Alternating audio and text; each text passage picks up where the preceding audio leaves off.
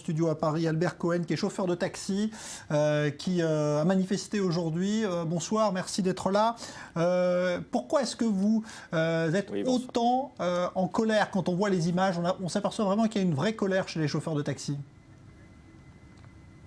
Oui, il y a une colère parce que tout simplement, on nous vole tous les jours. Donc on nous vole de la clientèle, on nous vole du prix sur tout ce que l'on pouvait avoir auparavant qui était réglementé par l'État. Donc les licences, les tarifs, voilà, tout ce qui concerne notre profession, on nous vole dessus tous les jours. Donc voilà, il y a des gens qui ont de grandes pertes dessus et donc on est très énervé à ce point-là. Est-ce que vous avez l'impression qu'on peut trouver un compromis qui permettrait à la fois à ces VTC et aux taxis de cohabiter? Est-ce qu'il y a, selon vous, un compromis possible aujourd'hui? Alors, il y a une loi qui a été faite, dite la loi Thévenoud, qui a été faite en 2014, qui aurait dû réglementer les VTC et les taxis. Le problème, c'est que on impose tout aux taxis, mais concernant cette loi, rien n'est imposé aux VTC. Donc ils auraient dû avoir l'interdit de maraude électronique, le retour au garage, et sur ce plan-là, rien n'est fait. Le gouvernement a nommé un médiateur aujourd'hui. Est-ce que ça va calmer les choses? Est-ce que vous êtes prêt à entrer dans une négociation?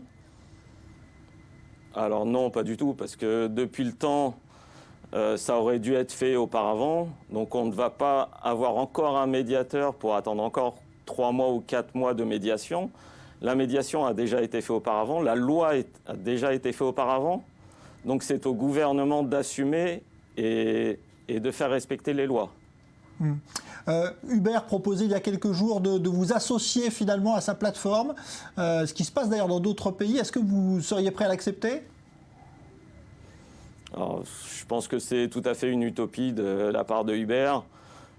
Simplement une façon pour eux de détruire les centraux radio qui existent déjà actuellement et puis la façon dont nous travaillons actuellement.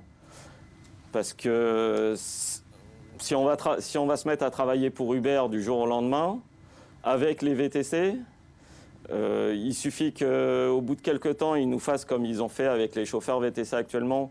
Donc ils leur réduisent leur prime de 20%. Enfin, ils augmentent ils réduisent leur tarif de 20%. Donc à ce moment-là, on serait perdant sur tout, quoi. On aurait perdu les centraux radio et on aurait perdu le nouveau travail avec Uber.